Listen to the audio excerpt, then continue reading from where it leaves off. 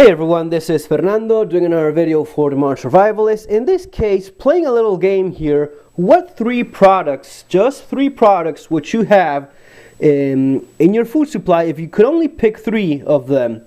Several of them, the quantity of each, but just three products. Which ones would you have if you know that you're going to be going through a period of time where there's not going to be any more food available for you? You're not going to be able to buy or acquire any other way any other type of food. What three products would you have if you could? I played just this game with my wife and we both agreed on the first one. Dried pasta. The first option we both chose was the same one. Dried pasta is what keeps poor people in third world countries alive, basically. I know that for a fact. In Argentina, poor people get by mostly on pasta and little else.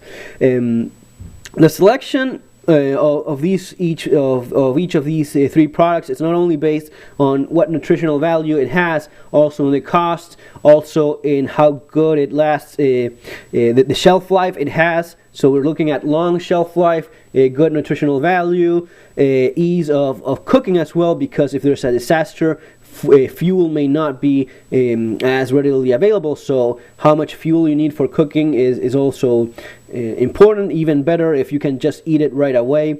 So these are all things that are taken into account. First one, yes, dried pasta. Why not maybe something like rice, for example, like this. This is basmati whole grain rice. Rice is a good option. It's one of the common staples in the survival community. The only thing that I just don't like that much about it. First of all, it requires quite a bit of cooking. You need quite a bit of fuel, almost 3 times as much fuel for cooking rice than cooking pasta. That, from the start, is already a little bit of an issue. Shelf life, man, both of these have outstanding shelf life. Pasta, even though it usually has like a near expiration date, something like that, it can go on when properly sealed in a bag. It doesn't even need to be like freeze dry or anything like that. When sealed and kept away from bugs in the famous dry and dark place, it's going to be lasting for decades. If you have a Mylar bag, airtight, even better. It's going to be lasting more than you. And when you look at the nutritional value, remember, this is whole grain, not white rice. This is not going to be keeping as good as pasta. The one that keeps very well is white rice, and white rice does not have nearly as much as nutritional value. But if we compare these two, and let's do this just here in a second, by the 100 grain units per 100 grain, energy, kilocalories, it's 351 for the rice, 360 for pasta. So you have more energy here. Protein, this is 9.2 in the rice, 12.5 in this particular type of pasta. Then you have carbs, 72 in rice, 73 in pasta. Fats, you will have more fats here because this is whole grain. Yes, indeed so, 2.9 of fat in rice and 1.4 in pasta. So you have less of it there. In terms of fiber, yes, being whole grain, you have 2.8 fiber in the whole grain rice, and you have 2.6, which is not as bad as you may think in your pasta. And then again, if you eat quite a bit of this, you will notice, it's doesn't nearly have as much fat as you may be led to believe in the beginning. So all in all, dried pasta, I think it's an outstanding staple, and it would be my first choice, yes, even before whole grain rice. What about wheat? Wheat is also very good, but then again, we go back to, you have to process it, you have to make it into flour, then you need quite a bit of cooking as well. All those things make it, in my opinion, less convenient, even though the nutritional value is very, very good, but it is less convenient than something like this. That's why in poor nations, they don't just live on wheat, but they go for something like this. At the end of the day, depending on the type of pasta that you're getting, it may have better nutritional values, so that's also something to keep in mind. Very cheap, folks, that's also something to consider. Very, very cheap. If I could add another ingredient, this alone will keep you alive. Pasta alone will keep you alive for quite some time. Nutritional value is this is nowhere near a balanced diet.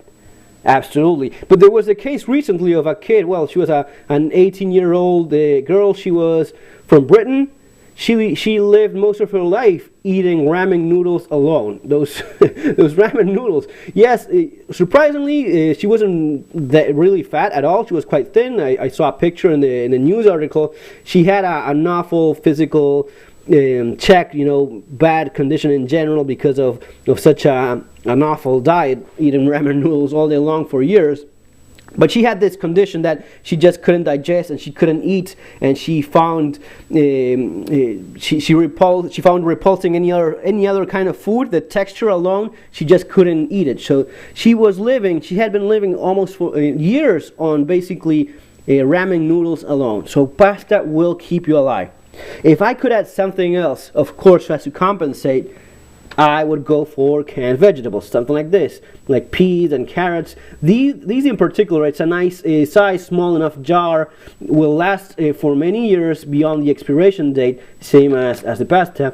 The glass jar doesn't leave as much of an aftertaste as the metal cans. And here you have your greens and oranges, your carrots, so you have both of these covered in this little jar right here. So it's a good combination. You're basically adding two in one in just one. So it is going to be going towards having a little bit better of a more complete diet, having these vegetables in combination with your pasta only.